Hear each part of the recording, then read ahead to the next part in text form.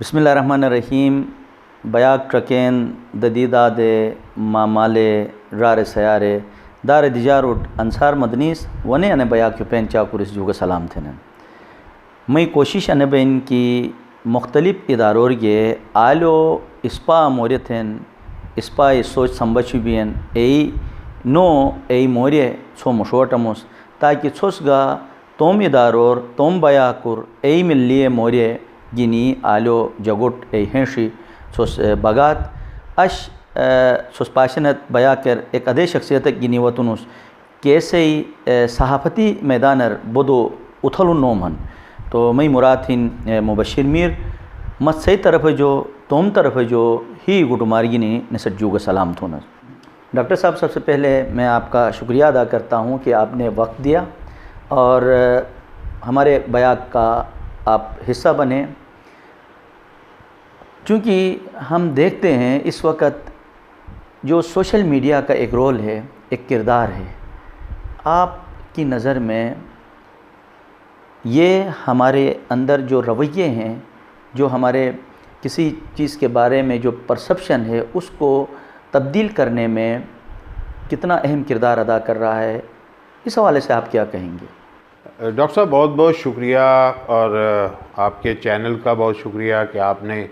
मौका दिया अपने नाजरीन के साथ जो है वो बात करने का और अपने ख़यालात जो है उनको शेयर करने का। पहली बात तो ये है कि आपको अंदाज़ा है कि जितना मीडिया मास मीडिया है वो एक ज़माना था कि प्रिंट मीडिया ही मास मीडिया था, फिर रेडियो भी उसमें इंक्लूड हुआ, फिर उसके बाद अभी भी रेडियो दुनिया में बहुत है, 50,000 रेडियो स्टेशन हैं, मुख्तलिफ़ चैनल्स हैं दुनिया भर में, उसकी एक अलहदा एक पूरी दुनिया है। फिर उसके बाद टीवी चैनल्स हैं, फिर उसके बाद फिल्म मीडिया है, फिर उसके बाद अब सोशल मीडिया का जो आपने बात किया है, ये एक दुनिया का एक रेवोल्यूशन जो मीडिया में एक मैं समझता हूँ कि कम्प्लीटली एक रेवोल्यूशन है। वो ये है कि हर शख्स के हाथ में एक टीवी चैनल है, हर शख्स के हाथ, हर बंदा जो है वो एक ब्रॉडकास्टर जो है वो बन सकता है, हर बंदा जो है वो अपनी जो है ख़यालात जो हैं उनको किसी न किसी शक्ल में ला के पब्लिश कर सकता है। तो बहरहाल ये एक सिटीज़न जर्नलिज़म का एक कॉन्सेप्ट आया था कि लोग मुख्तलिफ़ जगहों से अपने एरिया के मसाइल को जो है वो अपलोड कर रहे थे और उससे लोगों को उनके हालात का पता चल रहा था। लेकिन जो एक रेवोल्यूशन इसमें ये आया है कि मेरा ख्याल है अगर इसको पॉजिटिवली देखा जाए तो जो सच्चाई तक पहुंचने का असल जो ज़रिया होता है वो मीडिया ही होता है और सोशल मीडिया ने उसमें बहुत बड़ा जो है ना वो किरदार अदा किया है।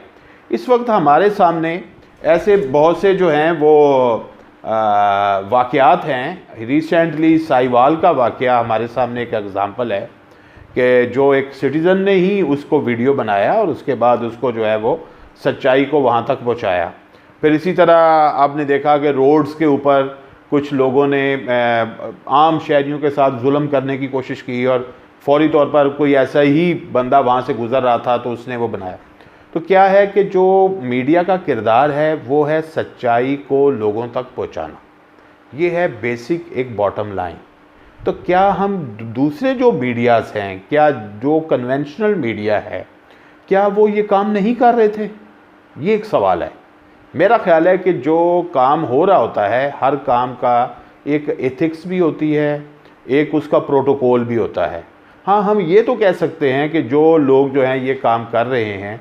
उनको शायद इन चीज़ों के बारे में अभी मुकम्मल आगाही नहीं है। बहुत कम लोग हैं जो, आप भी अपना चैनल चला रहे हैं लेकिन आप एक सिस्टम के तहत काम कर रहे हैं और आप उसकी एक चीज़ पहले प्रोडक्शन करते हैं, फिर उसके बाद जो है वो उसके बहुत सी चीज़ें को, पहलुओं को आप देखते हुए फिर उसके बाद अपने नाजरीन तक लेके जाते हैं। लेकिन एक जो बड़ी रफ सी जो एक चीज़ आती है वो सम टाइम हम समझते हैं कि वो बाज़ दफ़ा उनमें से कुछ परसेंटेज गलत भी हो सकती है, या हो सकता है कि वो चीज़ वो ना हो जो बताई जा रही है। तो ये एक पहलू है जो मेरा ख्याल है कि मीडिया एथिक्स के हवाले से सोशल मीडिया में बतदरीज मुझे लगता है कि शामिल हो जाएगा और उसकी प्योरीफाई वो होता जाएगा। लेकिन बहरहाल जो मालूमात को स्प्रेड करने का एक जो बड़ा ही आसान और बहुत ही सस्ता रास्ता है वो सोशल मीडिया ने हमें दिया है। एक स्मार्ट जो मोबाइल फ़ोन है उसने पूरी दुनिया में एक रेवोल्यूशन जो है वो कायम कर दिया है। और मैं समझता हूँ कि जो बड़े बड़े ऐसे सिस्टम लगाने की भी अब ज़रूरत नहीं रही, और छोटे से एक सेटअप के साथ जो है आप मुख्तलिफ़ उन जगहों के मसाइल को दुनिया के सामने ला रहे हैं, या उस टैलेंट को भी दुनिया के सामने लाने की कोशिश कर रहे हैं कि जो बज़ाहिर वसाइल ना होने की वजह से ओझल रहता था। तो लिहाजा इसको पॉजिटिवली देखना चाहिए। जो इसके अंदर बेहतरी की गुंजाइश है वो यही है कि जो लोग ये काम करते हैं वो उनकी कुछ ट्रेनिंग होनी चाहिए।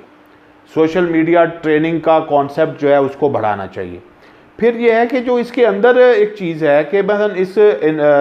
टेक्नोलॉजी को किस तरह आप बेहतर यूज़ कर सकते हैं, उसमें मैं समझता हूँ कि अगर मैं भी फेसबुक पे हूँ या ट्विटर पे हूँ या मैं अपना व्हाट्सएप अकाउंट अपना जो है वो इस्तेमाल कर रहा हूँ, तो मुझे भी इसके बारे में मुकम्मल मालूमात नहीं है। उसकी वजह है कि बहुत सी चीज़ें जो हैं वह हम सरसरी तौर पर सीखते हैं या जर्नली सीखते हैं। लेकिन अगर इसको इंस्टीट्यूशनलाइज कर दिया जाए और जो हमारे मास कम्युनिकेशन के इदारे जो दे रहे हैं, इसकी ट्रेनिंग दे रहे हैं, उसमें सोशल मीडिया के ऊपर जो एक्सपर्ट्स जो हैं वो उनको ज़्यादा से ज़्यादा मौका दें, तो मेरा ख्याल है जो आने वाले जर्नलिस्ट हैं उनको एक मौका मिलेगा कि वो इसका अच्छा इस्तेमाल करें। एक बिल्कुल एक आम अंदाजे के मुताबिक इस वक्त पाकिस्तान ही की यूनिवर्सिटियों में तकरीबन 12,000 ऐसा स्टूडेंट है जो मास कम्युनिकेशन की तालीम ले रहा है। तो मेरा ख्याल है उनके ऊपर काम करने की ज़रूरत है। बहुत शुक्रिया मीर साहब, आपने बहुत ज़बरदस्त पहलुओं की तरफ इशारा किया। ज़ाहिर है जो एक बैनुल अक़वामी ताल्लुकात के ज़िम्न में खुसूसन हमारे हमसाये में इंडिया है, आप पाकिस्तान और इंडिया के ताल्लुकात को आप किस निगाह से देखते हैं? देखें डॉक्टर साहब, एक चीज़ तो यह है कि दोनों मुल्कों के दरमियान हुकूमती लेवल पर जो एक ट्रस्ट डेफिसिट है वो तो कम होता हुआ नज़र नहीं आ रहा।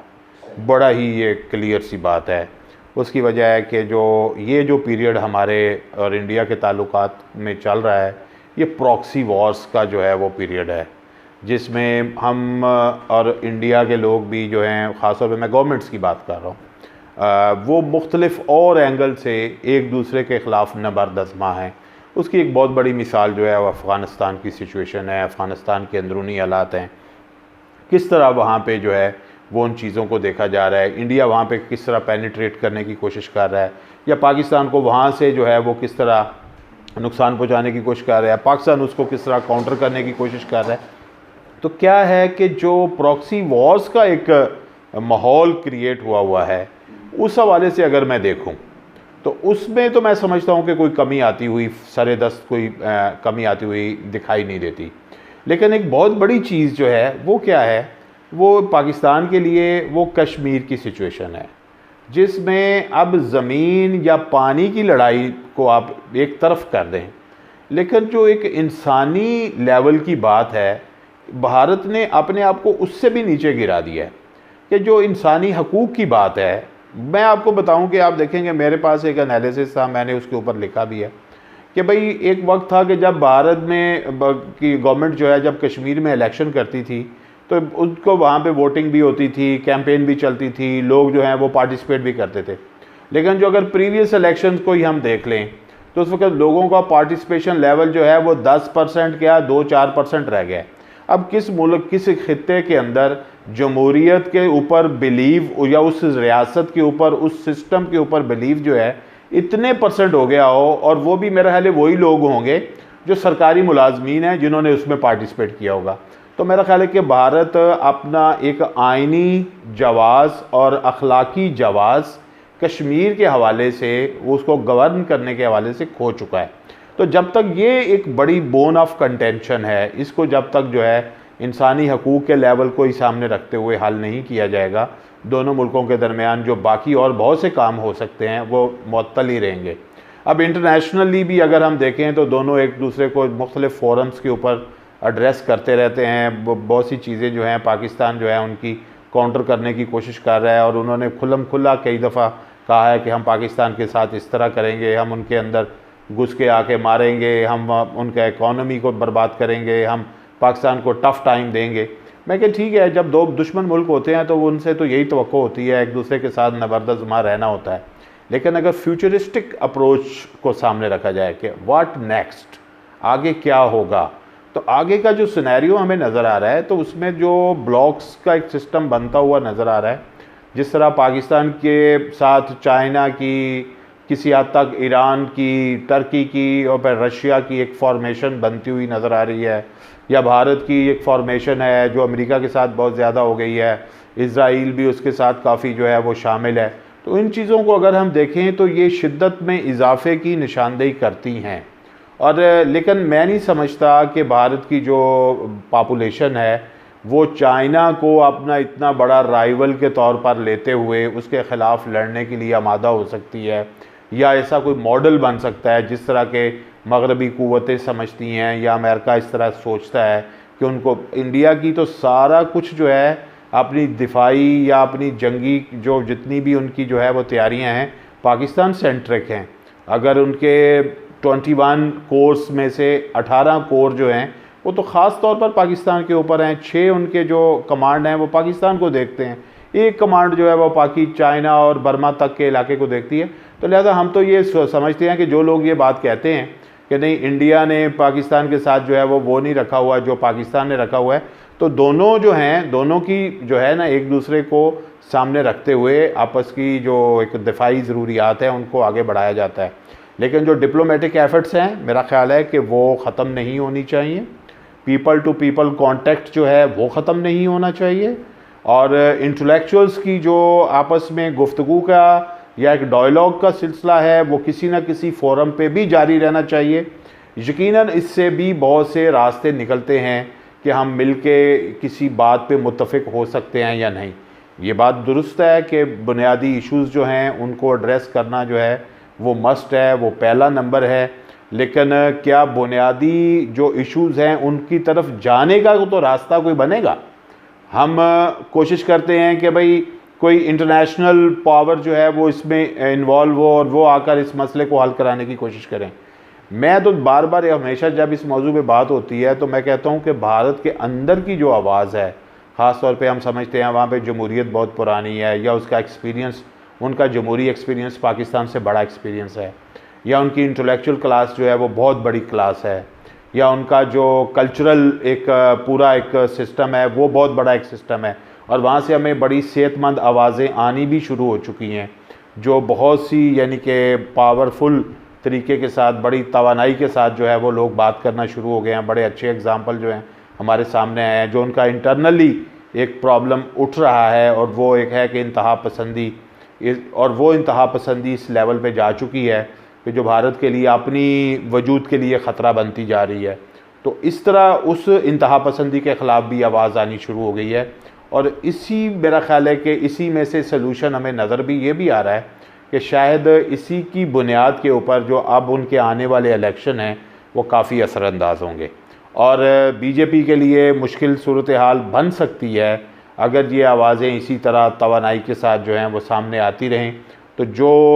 इलेक्शन का माहौल होगा उसमें यकीनन वहाँ से तो यही कोशिश हो रही होती है कि उनका हर इलेक्शन जो है वो पाकिस्तान के ख़िलाफ़ खारजा पॉलिसी को मद्देनज़र रखते हुए एक उनका स्लोगन जो है वो बनता है। ख़ास तौर पे बीजेपी की तरफ से तो यही चीज़ आती है। लेकिन मेरा ख्याल है कि जो भारत के अंदर इंतहा पसंदी की लहर हमने पिछले 4-5 साल में देखी है, उस लहर को अगर सामने रखें तो मैं समझता हूँ जो वहाँ की दानश्वर क्लास है वो अपनी आवाज़ को ज़्यादा मजबूत करेगी, और उसे इंटरनेशनल कम्युनिटी को भी उस आवाज़ को सुनना चाहिए, और जो इंसानी हकूक़ की खिलाफ वर्जियाँ हैं उनको सामने रखते हुए, वो बेशक कश्मीरियों के साथ हो या साउथ इंडिया के लोगों के साथ हो या वहाँ के जो बहुत ही क्लास सिस्टम के तहत दबे हुए लोग हैं उनके ख़िलाफ़ हो, जिनकी तादाद भी 200 मिलियन से कम नहीं है, उनके हवाले से हो। इंटरनेशनल कम्युनिटी को ज़रूर इस चीज़ को एड्रेस करना चाहिए और भारत को कम से कम इन चीज़ों पे मजबूर करना चाहिए कि वो अपने यहाँ इन लोगों को बात करने की, उनके हकूक़ को एड्रेस करने की जो है वो तरफ जाए। इसके अलावा इस खित्ते में अमन का कोई और रास्ता नहीं है। बैनुल-अक़वामी ताल्लुकात पे तो हमने बात की, अब मुल्की हालात पे खुसूसन यहाँ जो मईशत है उस हवाले से और गवर्नमेंट की पॉलिसियों के हवाले से आपकी राय क्या है? डॉक्टर साहब, एक चीज़ तो ये है कि आप देखें कि पाकिस्तान के अंदर जो ओवरऑल अगर पॉलिटिकल सिचुएशन को मैं देखूं तो हमारे लिए मसला ये है कि यहाँ पे कॉस्ट ऑफ लिविंग, जो असल अवाम का मसला है वो क्या है कि कॉस्ट ऑफ लिविंग और कॉस्ट ऑफ डूइंग बिजनेस, ये दोनों मुश्किल हो गए। और क्या है कि जो इकोनॉमी का सिस्टम है वो उसको इतना यानी कि ना कर दिया गया है कि इनडायरेक्ट टैक्सेस से उसकी इतनी ज़्यादा रेशो बढ़ गई है कि लोगों के लिए यहाँ पे ज़िंदगी करना जो है ना वो मुश्किल होता जा रहा है। लोगों की आमदनियों में इजाफ़ा नहीं हो रहा और उनके मसाइल में इजाफ़ा हो रहा है। एजुकेशन, हेल्थ, पीने का पानी, ये आमीनी मसाइल में उलझे हुए हैं। ये अपने जो हमारी पॉपुलेशन है उसकी कसीर तादाद इसी का शिकार है। अब अगर पॉलिटिकल सिस्टम, अगर हम ये कहें कि हाँ जी अब एक तब्दीली आई है कि वो दो पार्टियां जो बहुत अरसे से हुक्मरानी कर रही थी उनकी जगह एक नई पार्टी आई है पाकिस्तान तहरीक इंसाफ, तो मेरा ख्याल है कि पाकिस्तान तहरीक इंसाफ के लिए जो बड़ा चैलेंज है वो यही एरिया है कि किस तरह वो यहाँ पे ज़िंदगी करने को आसान कैसे बनाएंगे। देखिए, रियासत का काम तो यही होता है कि आप अपने मुल्क के अंदर आवाम के लिए ऐसा माहौल क्रिएट करें कि उन्हें तहफ़्फ़ुज़ भी मिले और उन्हें तरक्की करने के मौके भी मिलें। अगर अभी तो बहुत कम टाइम हुआ है, मेरा ख्याल है कि ठीक है पीटीआई के ऊपर तनकीद भी शुरू हो गई है। अगर हम ये कहें कि इमरान खान साहब जो हैं उनकी जो सिंसिरिटी है उस पर यकीनन हमें बहुत ज़्यादा जो है वो जो है ना भरोसा भी है, पब्लिक ज़्यादा उनको इस लिहाज से देखती भी है। लेकिन मैं समझता हूँ कि जो प्रोग्राम देने की बात थी उसमें काफ़ी हद तक कमज़ोरी नज़र आ रही है कि अगर 4-5 महीने गुजरने के बाद भी एक वाज़े प्रोग्राम नहीं आ रहे तो इसका मतलब है कि होमवर्क में बहुत कमी थी, बहुत कमज़ोरी थी। उसकी एक वजह यह भी हो सकती है कि इमरान खान तो एक हीरो थे और इस मुल्क के हवाले से उनकी जो खिदमात थी या अपनी पार्टी के हवाले से थी कि वो मॉब भी जमा कर लेते थे, अच्छा यानी कि वो प्लीड भी कर लेते थे अपने केस को, लोग उनके साथ आके खड़े भी हो गए, लोगों ने उनको वोट भी कर दिया और वो हुकूमत बनाने में भी कामयाब हो गए। लेकिन आफ्टर ऑल उनको एक सिस्टम को जो लेके चलना है, उस सिस्टम में जो लोग हैं वो उनकी टीम भी है और ब्यूरोक्रेसी भी है, वो उनके साथ उस पेज पे नहीं है जिस पेज पे इमरान खान है। मेरा ख्याल है कि इमरान खान साहब जो हैं वो जो करना चाह रहे हैं, जो प्राइम मिनिस्टर जो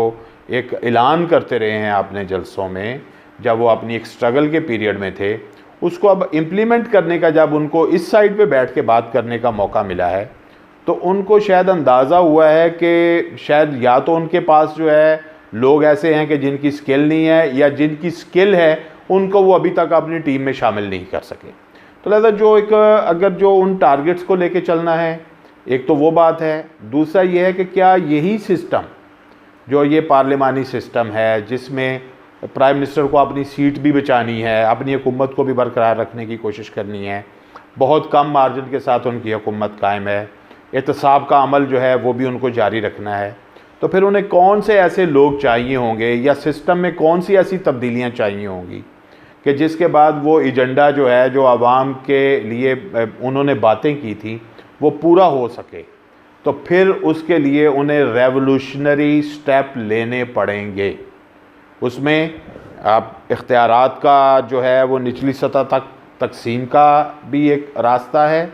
उसके अलावा दौलत की तकसीम का भी एक रास्ता है, सिस्टम के अंदर जो इस्लाहात की बात है उसका भी एक रास्ता है। लेकिन जो मुश्किलात होंगी वो हो सकता है कि विदन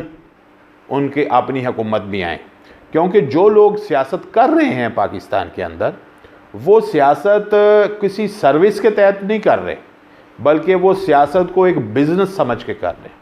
तो ये बहुत बड़ा अलमिया है हमारी जो मुल्की सियासत के अंदर जो लोग हमारे फ़ैसले कर रहे हैं। मेरा ख़्याल है कि वो मुआशरे के या इस मुल्क के बेहतरीन लोगों में बहुत कम लोगों का शुमार होता है। ज़्यादातर वो स्टफ़ सियासत कर रहा है जो कि बेहतर स्टफ़ नहीं है। लिहाजा बड़ी जो है एक बिग चैलेंज है प्राइम मिनिस्टर के लिए कि अगर उन्हें इसी टीम के साथ लड़ना है, वो कहते हैं कि मुझे दबाव में खेलने आता है और मैं खेलता रहा हूँ, तो वो ख़ुद तो खेलते रहे हैं, आते रहे हैं, क्या उनकी टीम भी दबाव में खेलने की ताकत रखती है कि नहीं रखती? ये एक मुश्किल सवाल है। तो उनको या तो टीम के अंदर ऐसे लोगों की इंडक्शन चाहिए, ऐसे एक्सपर्ट्स चाहिए,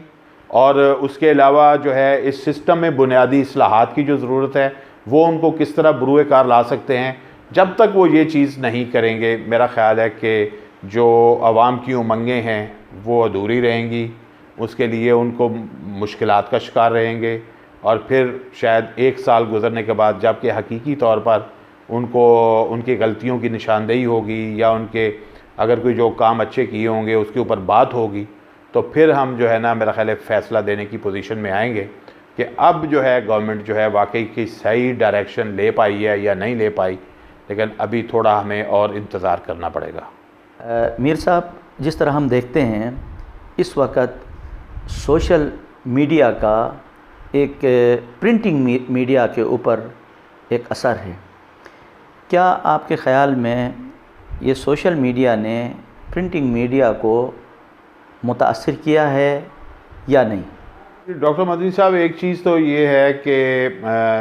ज़ाहिर है कि मैं तो ये समझता हूँ कि जो एवोल्यूशन का अमल है वो रुकता नहीं है। अगर प्रिंट मीडिया जो है एक वक्त में हाथ से लिखा जाता था, जब हम लोग बिल्कुल देखते थे, कातब होते थे, फिर कंप्यूटर, फिर उसके बाद प्रिंटिंग में रेवोल्यूशन, फिर उसके बाद कागज़। असल में एक चीज़ हुई है कि दुनिया के अंदर जो है वो डिजिटल जो रेवोल्यूशन है, डिजिटलाइज हो रही है दुनिया। उसके बाद सिर्फ प्रिंट मीडिया ही नहीं, ओवरऑल पूरे सिस्टम के अंदर आप देखिए कि बहुत से ऑफिसेज जो हैं वो कागज़ का इस्तेमाल कम कर दिए या ख़त्म कर दिए। ठीक है, उनकी टेबल बिल्कुल साफ़ है। ठीक है, तो और वो क्या है कि लैपटॉप पे काम कर रहे हैं, टैब पे काम कर रहे हैं, पीसी पे काम कर रहे हैं, मोबाइल पे इवन काम कर रहे हैं। तो क्या है कि उनके सिस्टम से कागज़ जो है वो हटना शुरू हो गया। उसकी डिजिटलाइज होने का एक यही होता है कि आप हर चीज़ जो है आपकी एक चिप के अंदर जो है वो स्टोर हो रही है। लेकिन ये नहीं होता कि किसी की अहमियत कम हो गई है। मैं समझता हूँ कि जो प्रिंटेड वर्ड है उसकी एक तकद्दुस जो है वो बरकरार रहेगा, और ये नहीं कि सिर्फ हम इससे वाबस्ता हैं इसलिए। मेरा ख़्याल है कि ये जो डॉक्यूमेंट है उसको आप उतनी देर तक कंप्लीट तसव्वुर ही नहीं करते जब तक कि वो आपके सामने एक सॉलिड शेप में सामने नहीं आता। तो लिहाजा इस हवाले से तो वो रहेगा। हाँ, जो उसकी एक बहुत बड़ी सर्कुलेशन थी या बहुत बड़ी उसकी तादाद थी, उसमें यकीनन एक कमी आएगी। वो होता है जब एक मीडिया जो है वो तरक्की करके आगे बढ़ता है तो दूसरे मीडिया में से जगह वो बनाता है और वहाँ से उसका शेयर जो है वो उसकी तरफ जाता है। इतना फ़र्क जो है वो पड़ेगा। दुनिया के और भी मुल्कों में इस हवाले से फ़र्क पड़ा है, लेकिन किसी जगह कोई चीज़ ख़त्म नहीं हुई, वो अपनी जगह मौजूद है। लेकिन अगर आप ये देखें कि जो किताब है, अब किताब जो है वो डिजिटलाइज भी है और प्रिंट शेप में भी आपके सामने होती है। तो लिहाजा दोनों सूरतें जो हैं वो चल रही हैं। सीडी के में आ गई तो सॉफ्ट कॉपी जो है वो दुनिया भर में जो है वो भी जो है वो फैल रही है। तो लिहाजा दोनों फॉर्मेट जो हैं वो चलते तो रहेंगे, लेकिन ये बात यकीनन जो है इसको तस्लीम करना चाहिए कि जो डिजिटल सिस्टम है उसमें दिन ब दिन इजाफ़ा होगा और उस नई नस्ल जो है वो ज़्यादा उसके साथ जुड़ी हुई है, उसके साथ इंटरेक्शन जो है वो बढ़ रहा है और वो डिवाइस के ज़्यादा यानी कि ना करीब है बनिस्बत इंसान के। तो ये भी एक बात है, इसको भी अगर नेगेटिव लें तो बहुत से पहलू निकाले जा सकते हैं, लेकिन पॉजिटिविटी ये है कि उनके पास इंफॉर्मेशन का एक बहुत बड़ा सिस्टम आ गया कि मेरा ख्याल है कि इतना तो दुनिया ने कभी भी नहीं देखा होगा कि एक छोटे से डिवाइस के साथ आप दुनिया की हर चीज़ के बारे में जानने की कोशिश कर सकते हैं और आपको बहुत सी चीज़ें मिल भी जाती हैं। तो लिहाजा इसको हेल्दी चेंज के ज़ुमरे में लेना चाहिए कि जो नई नस्ल है उसको इससे वाकफ़ियत इस अंदाज से कराई जाए कि वो इसको सिर्फ इंटरटेनमेंट के ज़ुमरे में ना ले, बल्कि इसको नॉलेज बेस हवाले से ले और नॉलेज को बढ़ाने के हवाले से ले। इस इंफॉर्मेशन हाईवे को जज्ब करने की सलाहियत जो है वो लोगों में बढ़ानी चाहिए, ताकि वो ये एक खौफ का नमूना ना बन जाए जो आइंदा जाके ये भी इसका एक पहलू निकल सकता है। तो ये तो सोशल मीडिया को मेरा ख्याल है इस हवाले से देखना चाहिए और इस डिवाइसेस को जो है एक फ्रेंडली जो है ना वो हवाले से देखना चाहिए, जो इंसान के लिए मज़ीद इल्म को हासिल करने का बाइस बने, मज़ीद बेहतर तौर पर प्रैक्टिकल होने का बाइस बने। और जितना इससे इस्तिफ़ादा इस हवाले से किया जाएगा ये लोगों के लिए, मुआशरे के लिए उतना ज़्यादा बेहतर होगा। मीर साहब, ज़ाहिर है चाइना के साथ एक ताल्लुक़ पाकिस्तान का शुरू से ताल्लुकात में बेहतरी आई है। कभी भी इसमें हम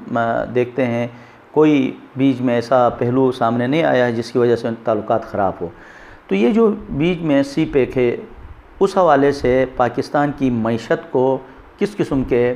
असरात और उसको मजबूत बनाने में किस किस्म का आप किरदार देख रहे हैं? जो पाकिस्तान की इकॉनमी में सीपैक का एक रोल है बहुत ही ज़बरदस्त है कि जो ओवरऑल अगर हम देखें तो जो एक बड़ा प्रोजेक्ट है चाइना का, जो वन बेल्ट वन रोड, जिसमें वो 75 कंट्रीज़ को जो है वो इसमें शामिल कर चुके हैं और 6 बड़े रूट्स जो हैं वो आइडेंटिफाई हुए हैं। और एक बहुत ही इम्पॉर्टेंट लिंक जो है वो सीपैक है, जिसने चाइना के एक बहुत बड़े हिस्से को, उसकी तकदीर को तब्दील करने में अपना किरदार अदा करना है और चाइना की रसाई जो है वो तेज़ तरीन करने में अपना किरदार अदा करना है। अब ये है कि हम पे है कि क्या हम इससे किस लेवल तक इस्तिफ़ादा कर सकते हैं। देखिए, चाइना ने तो अपना एक मॉडल बना लिया होगा, यकीनन बनाया है, और उसने तय भी कर लिया होगा कि उसको इस प्रोजेक्ट से किस तरह अपने आप को बेहतर करना है। लेकिन मुझे तो पाकिस्तान के अंदर ऐसी तैयारी जो है वो बहुत कम या ना होने के बराबर नज़र आती है। पहली बात तो यह है कि बहुत से लोगों के अंदर जो अबहाम हैं, फेडरेटिंग यूनिट्स के दरमियान अबहाम हैं, उनको ट्रांसपेरेंसी की तरफ लेके जाना चाहिए। एग्रीमेंट्स में ट्रांसपेरेंसी लानी चाहिए। पाकिस्तान में नौजवानों को इन प्रोजेक्ट्स का जो कि यहाँ आ रहे हैं, कुछ आएंगे, उनसे किस तरह इस्तिफ़ादा कर सकते हैं उसके लिए तैयार करना बहुत ज़रूरी था। वो हमने अभी तक उसकी कोई अच्छी तैयारी नहीं की। ठीक है, फिर इसके बाद ये है कि ये तो एक लॉन्ग टर्म बात है कि किस तरह ये रूट जब ऑन हो जाएगा, यहाँ पे आमदोरफ्त होगी, उसका जो है वो कितना बेनिफिट जो है वो पाकिस्तान के अवाम उठा सकते हैं। उसका जो एक अहम चीज़ है कि उसमें कुछ कानून साजियों की भी मेरा ख्याल ज़रूरत है, क्योंकि कुछ फ़ियर्स हैं, ख़ास तौर पर गिलगित बल्तिस्तान में फ़ियर्स हैं, बलूचिस्तान में फ़ियर्स हैं कि क्या अगर बलूचिस्तान में इस हवाले से फ़ियर्स हैं कि क्या यहाँ पे जो दूसरी पॉपुलेशन है वो अगर ज़्यादा हो जाएगी तो उनके राइट्स जो हैं वो तो कहीं मुतासर नहीं होंगे। बिल्कुल, ये इन चीज़ों को प्रोटेक्ट होना चाहिए और इन चीज़ों को एक आइनी तहफ़्फ़ुज़ मिलना चाहिए कि जो लोग आके आबाद होंगे उनके राइट्स क्या होंगे और जो पहले से वहाँ पे एक तरह से एक सदियों से रह रहे हैं उनके राइट्स जो हैं वो क्या होंगे। तो इस चीज़ को डिफ़ाइन होना चाहिए। मेरा ख्याल है कि उनके अंदर अगर ये मंसूबा पाकिस्तान के गरीब या बहुत ही वो तबका जिसको अभी तक पिसा हुआ तबका हम कहते हैं, अगर ये भी उनके जो है वो तकदीर में तब्दीली नहीं लाता तो फिर हमें इस मंसूबे का क्या फ़ायदा होगा। ख़ास तौर पे अगर जो पॉइंट है, एक एंट्रिंग पॉइंट है पाकिस्तान का दर्रा खंजराब से, वो एक एरिया इस्तिफ़ादा करेगा मेरा ख्याल है जो कि पहले बहुत ही ज़्यादा निगलेक्टेड था। फिर उसके बाद जो उसका एंड पॉइंट है जो गवादर है और बलूचिस्तान का सारा इलाका है। अगर बलूचिस्तान में अगर गवादर के लोग जो हैं वो उनकी तकदीर तब्दील होने का इम्कानात जो हैं वो महदूद हो जाते हैं तो फिर भी मेरा ख्याल है कि इसकी अफादियत कम हो जाएगी। लिहाजा इन दोनों चीज़ों को देखना चाहिए कि एक तो उनके आइनी तहफ़्फ़ुज़ात हैं, वो आइनी तहफ़्फ़ुज़ देना चाहिए उनको, उस पॉपुलेशन को। दूसरा यानी कि उससे इस्तिफ़ादा करने के बेहतर से बेहतर तरीके क्या हो सकते हैं कि उसमें स्किल डेवलपमेंट आती है, तो स्किल डेवलपमेंट का किया जाए। फिर यह कि जो ओवरऑल एग्रीमेंट्स हो रहे हैं उनको फेडरल गवर्नमेंट देख रही है, उसको ट्रांसपेरेंसी लाई जाए। तो मेरा ख्याल है कि इस पे एतमाद जो आएगा वो बढ़ेगा, और किस तरह पाकिस्तान की लोकल इंडस्ट्री, लोकल बिजनेसमैन वो इसमें किस तरह जो है वो इसका हिस्सा बन सकता है, और वो इससे अगर खौफज़दा है तो उनको इस खौफ से बाहर कैसे निकाला जाए। ये चैलेंजेस हैं जो यकीनन फेडरल गवर्नमेंट की ज़िम्मेदारी बनती है कि वो इन चीज़ों को इस तरह जो है आवाम के सामने लाए, और ताकि लोग जो हैं इसके साथ कम्पीट करने की, इसका हिस्सा बनने की कोशिशें अपनी जो हैं वो तेज़ करें, और पाकिस्तान के फ्यूचर में ये एक बड़ा रोल प्ले करेगा अगर वाकई हमने इसको अपने आप को इसके लिए तैयार कर लिया। नाजरीन जगदली सोस्कोंडीगेत सोस पशीगेत असे न बया कर असे नु अंशुस के तरीका यूपे समुटे ए चीज़ मोर्थुगु बेसगा अगर नसे शिरी अदे थे समुटे यूपे मोर्थीगेस तो मुख्तलिफ इदारों मुख्तलिफ कम्युनिटियों मुख्तलिफ के जगों मजा असेगा मोर कोहन ओ उथलू गई और साथ ही असोट अहमियत गई जी अनि मोरी गिनी कराची के अन बया के जो मस इजाज़त लुखमुस नाई बया कर ने मिष्टो अशुक गिनी से खिदमतर हाजिर बम अयाक बसनट तो मेज़बान अंसार मदनी इजाज़त दा खुदा हाफिज़।